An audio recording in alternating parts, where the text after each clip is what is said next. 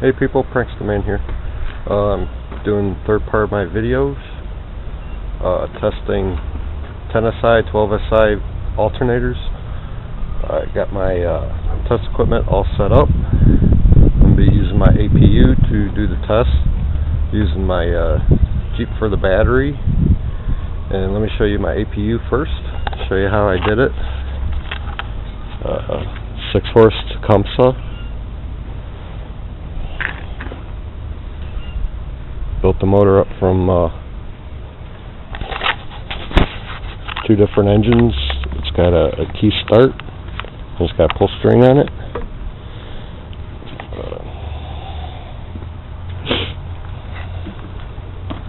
It's got an electrical system on there. It's got the solenoid with the key for power on, power off. Did a lot of mods to get this motor going. It was basically an up and down shaft engine. I used another engine. It was the same kind, but it was a horizontal shaft. But the engine block had a hole in it because it blew the rod. I got the alternator hooked up. The swing arm is for when the engine's cold. I start it up, I warm it up, then pop the belt on, and I can test, jump, or do whatever I need to do, but I gotta warm up the engine first. It won't run with the engine cold. For the alternator, I got a ground strap. It's the positive. I got my amp gauge hooked up. Not very good. I had to fix it, but it works. Good enough to do the job. Multimeter's hooked up, showing battery voltage. For the switch panel, I'll get to the switch later. The switch turns the alternator on and off. You can see the light on. It means if it was in the car, the key's on, key off. And I got the cables, with jumper cables hooked up to it, going to my Jeep to the battery.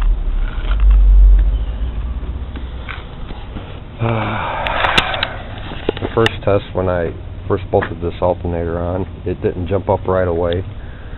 That was because when you pull alternators apart and start banging them around, the rotor loses its magnetism in the steel. When you put them back together, you do what you call flashing the field. When you flash the field, you got to touch some sort of positive power source to the stator to magnetize the rotor again to get it to work. I'll show you that later on when I do the second part of this test.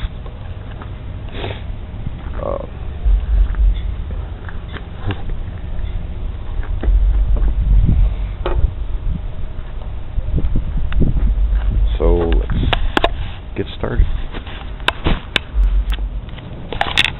Okay, for this part of the test, I'm going to be telling you beforehand, when I start the motor, you ain't going to be able to hear my voice, so basically be pointing while I'm doing it while the engine's running. First part, I'm going to start the engine. I'm going to show the voltage. Watch it jump up. You'll see the light go out.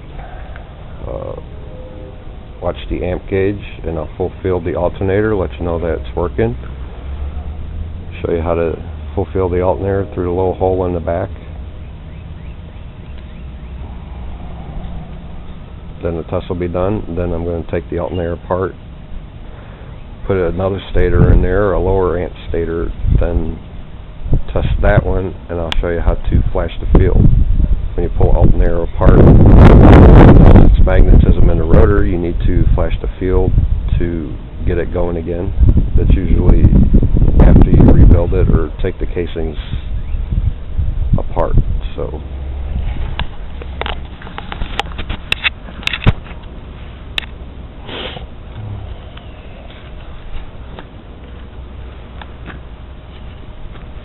lights on. This is the little hole in the back of the alternator where you full field the alternator. This is the That's the bolt that has the insulator on it on the bottom for the regulator. It's got a little tab sticking out from the brush. You touch the tab, then you touch the housing at the same time with the little screwdriver. That's how you full field these alternators. So, here we go.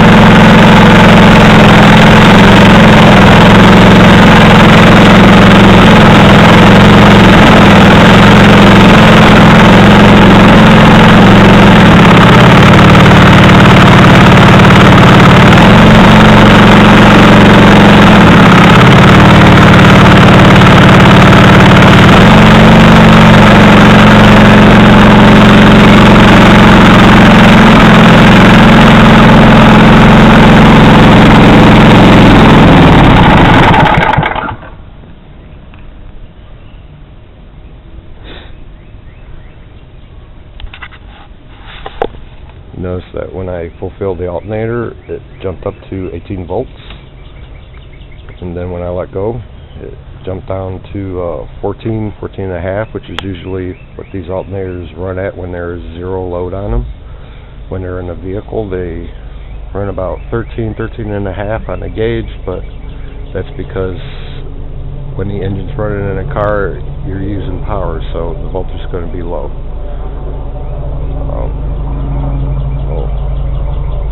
Part 1 is done.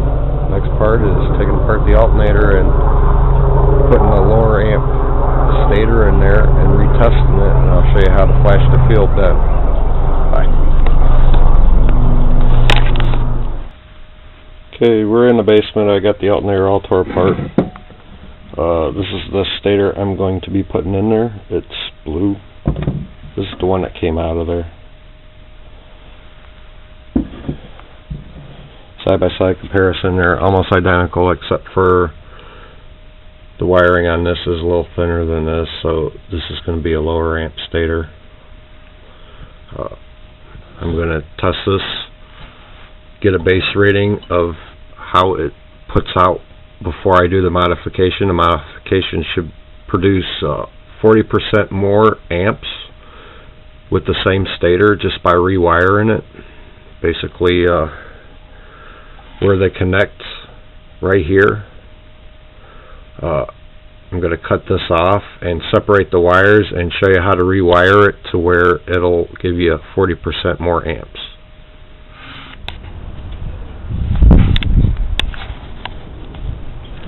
Okay, I got the alternator hooked back up, blue stator in it, everything's wired up. Show you how to flash the field this time. Basically, make sure the power's on, and use your little screwdriver. Go in until it stops, and then you make sure you touch the case. Do that while it's running, and it'll get the alternator to turn on. Then while it's running, I'll do a full field test, show you full output of this alternator. Watch the amp gauge and the voltage, mainly the amp gauge, and then you're going to use that for a comparison when I did a modification to the stator. So, let's get started.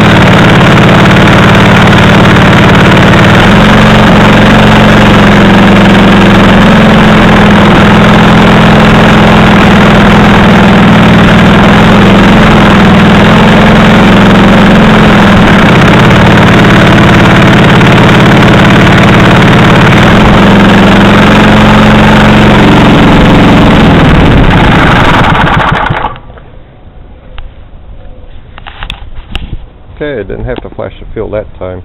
Didn't lose its magnetism, I guess. So, thing put out about 30 amps. About the same as the other one. After I get done with the modification, it should be putting out about 45 to 50 amps. So, stay tuned. Okay, I got the stator out. This is a bunch of wires you need to clip that little tab off. You need to straighten them up, find out which wire goes where to which lead. See how it's twisted up. Get a better picture. There we go.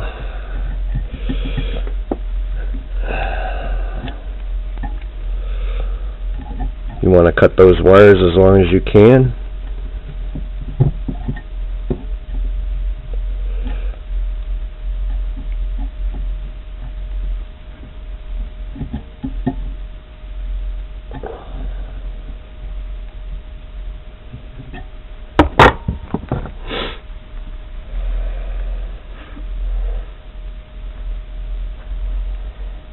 I get a better angle of that. What I'm doing here.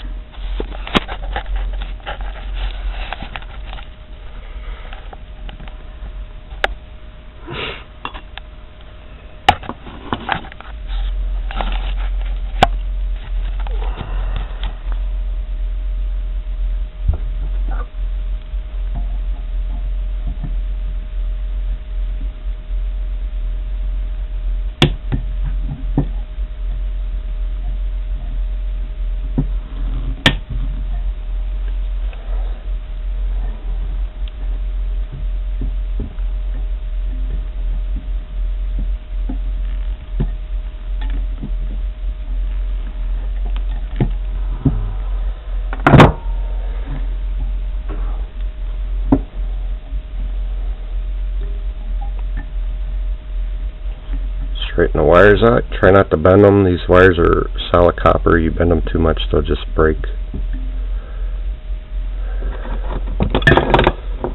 Straighten them out.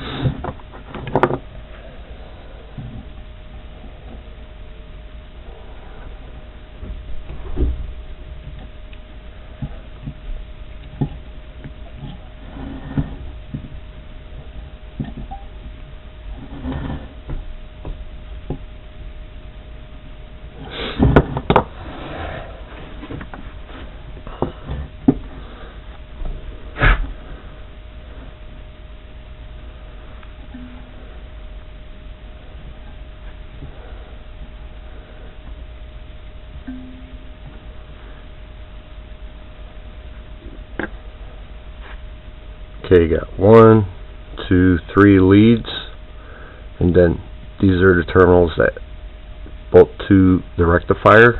What you need to do when you rewire it, this lead should be for this terminal, this lead should be for this terminal, this lead should be for this terminal. How you want to wire it is you want to loop the wires to where this lead attaches to this terminal, this lead attaches to this terminal, and then this lead attaches to this terminal, which makes a coil.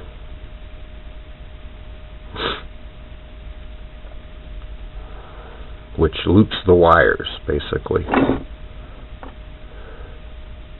A continuous loop is what you want to make.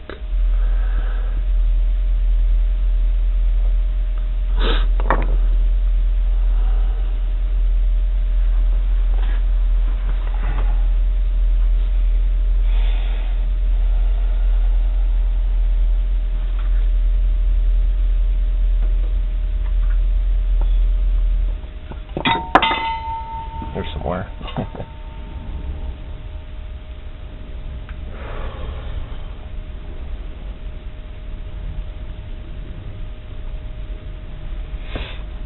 And how you want to attach them is you want to solder them together. You want to make sure the bare wire doesn't touch any of the other leads, so you're going to put some kind of loom over them. Make sure the wires are bent to where they're not going to rub into something and short out. It'll make the stator go bad. And when come back, that should be done. Okay, I'm back. As you can see, I did the modification. These are the 3 leads with the 3 terminals. I wired them in as a continuous loop. This lead goes to the middle terminal. The middle lead goes to the terminal on the end. And the terminal on the end goes to, the lead on the end goes to the first terminal. That makes a continuous loop, which should increase amperage. Wiring your stator up this way is called a double lead stator. Next generation alternators, they automatically did that to the stators.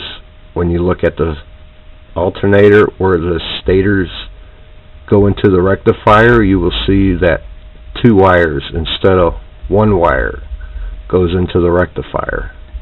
Each lead has 2 wires.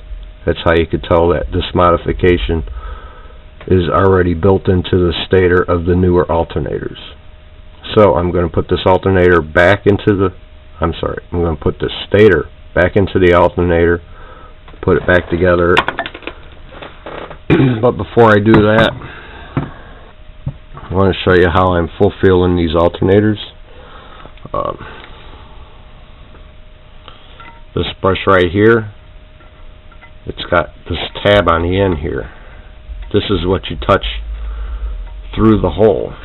You take the screwdriver and it touches that tab on the brush, which bypasses the regulator, and you have to ground the screwdriver onto the housing. That's the hole right there. You want to make sure you don't pass that tab, bend it, because the alternator will be spinning when you do this, and you'll probably rip the screwdriver clean out of your hand and blow the alternator up.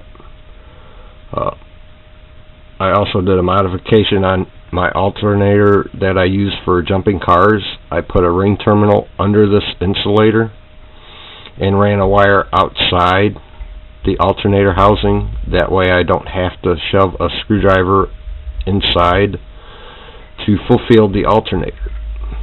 Probably a lot safer, I'd say. You got to make sure the insulator is on top of everything.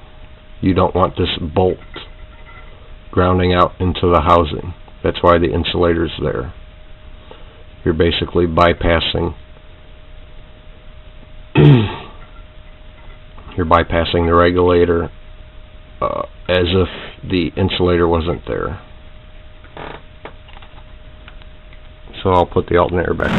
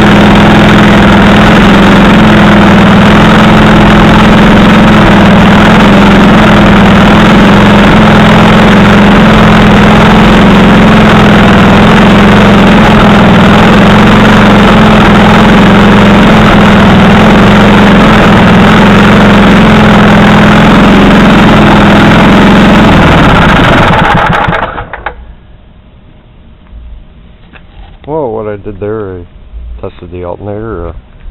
Evidently my amp gauges.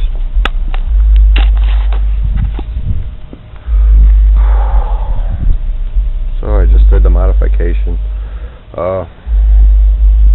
Evidently my amp gauge is pretty crappy. It's not reading the modification, but the alternator does work, and it should be putting out more. Probably the connections are not good because I'm using jumper cables. It's limiting the amperage going through the wiring. So, and if you notice too that when I had the engine running, the alternator didn't jump up right away. I had to full field it or flash the field to get it to work. So that part is done. The next part is I'll put my alternator on there. I did the modification for full fielding with the extra switch that I made. On the switch panel, it will be hooked up to this to where I don't have to stick a screwdriver in there. All I have to do is just pull the lever, push the switcher, and then it'll fulfill the alternator that way. Okay, I got the other one bolted up. Start testing it. Should be able to fulfill it with the switch right here.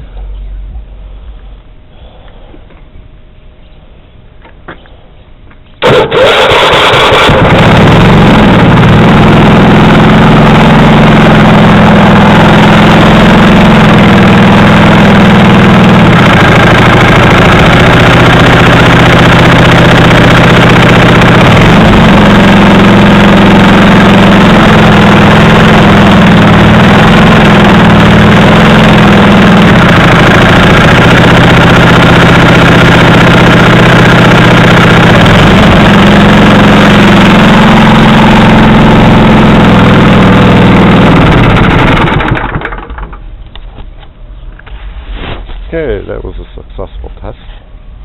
Everything worked. Amp gauge even read more, so the amp gauge must be working right. I think I'll take apart that other alternator. I think I know what I did wrong. When I wired it up, I used cheap-ass speaker wire. I broke one of my rules using wire gauge. I used it was smaller than what was made from with the stator, so I'll redo the wiring on that and retest it. Okay, as you can see, I redid the wiring. I used 12 gauge NM solid core copper wire, the stuff you use to wire your house with. It's got a nice coating on it and soldered pretty good. Also used connectors where I did the soldering. Basically a piece of metal wrapped around it and soldered the whole thing together. Bent the wires so none of the wires are hitting each other, which is very important, otherwise it will short out. Cram this thing back in the alternator and test it.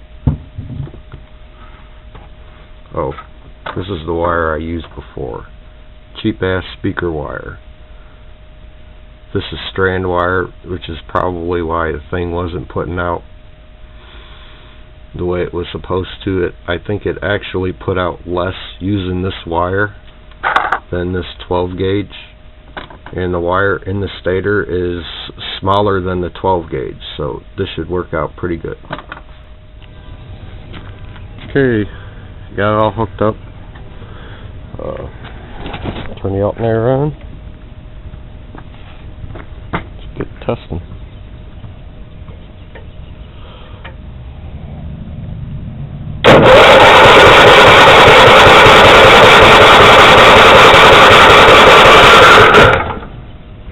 Motor's cold.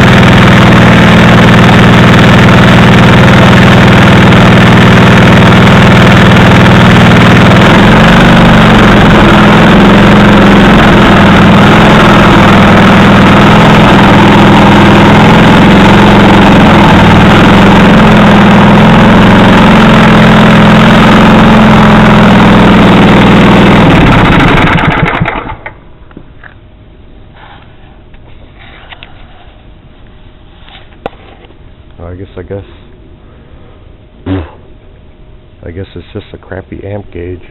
So alternator's still working though.